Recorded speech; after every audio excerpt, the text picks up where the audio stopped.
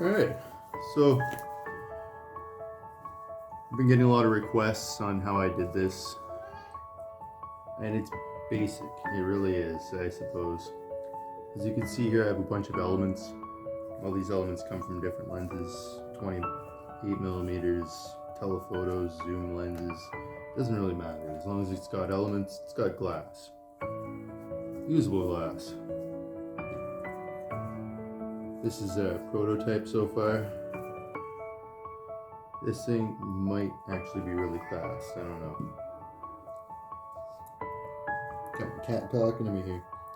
So, I don't know if you can see in here, but I have one element. Fits in there quite nicely. There's a shelf on the inside of this. This is an ABS pipe. 1.5 inches.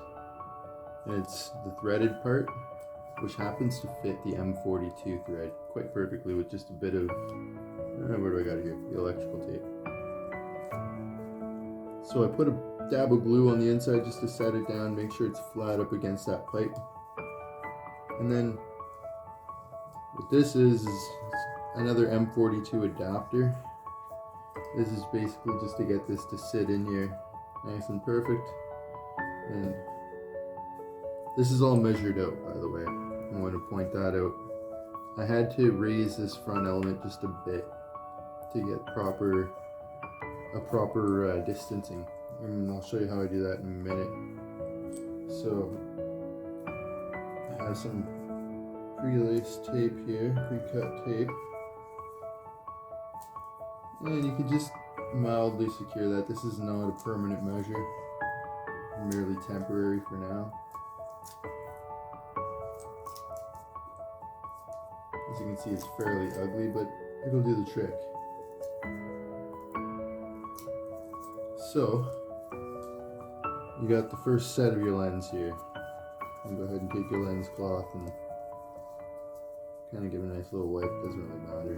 It's just a fun lens, right? Something to be shooting with professional shoot with. Now, something like this, you have to really make sure your flange distance is workable. Otherwise, it's too close or too far, and if it's too far, you drop a crazy amount of f-stops. It turns to be like a wide opening, like an M42 adapter will turn into like an f16 lens if it's too far. Not ideal. So as you can see here, I have it mounted onto the M42 bellows. It's actually a Pentax bellows, which is on a flat adapter, flat M42 to Sony Nex, Sony E-mount. Now I have full focusing. And that's actually, give or take, what it should be. Now let's see if I can get some focusing directly on here. Give me a minute. As you can see here, I have my focus right on my screen. And I have a little bird at the edge of the table. It's just a little foam bird. I'm blocking my own light. I shouldn't be doing that. But this is basically showing how clean the clarity is and also how the bokeh reacts.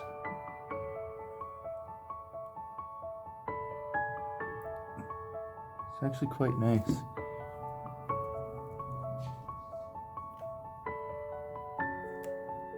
I'm gonna have to get a few more test shots on this. I think I have this better than I did the first time around. First time around I had some bad coma. And I also had some, oh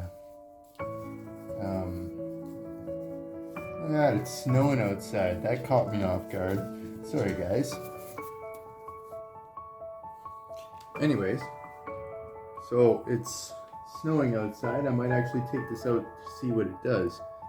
I have this, it's just a piece of metal, really. It's a barrel. I plan on using that as my lens hood. And see what kind of results we can get out of this. So far, so good. I'm actually quite impressed.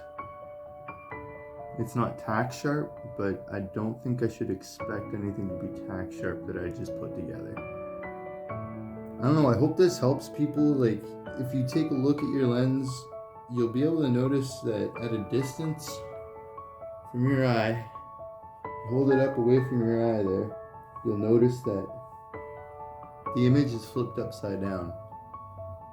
And that's showing it's showing the focal length, I suppose, away from your eye, right? I don't know exactly how that works.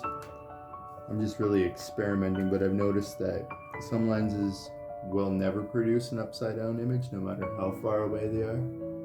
For instance, this really a spherical looking lens, really round and then quite concaved on the inside, where if it's flat on the back but the spherical on the outside, it tends to throw the image upside down, and that's exactly what our cameras need. So at a specific plane away from the camera sensor, even one lens will pick up an image.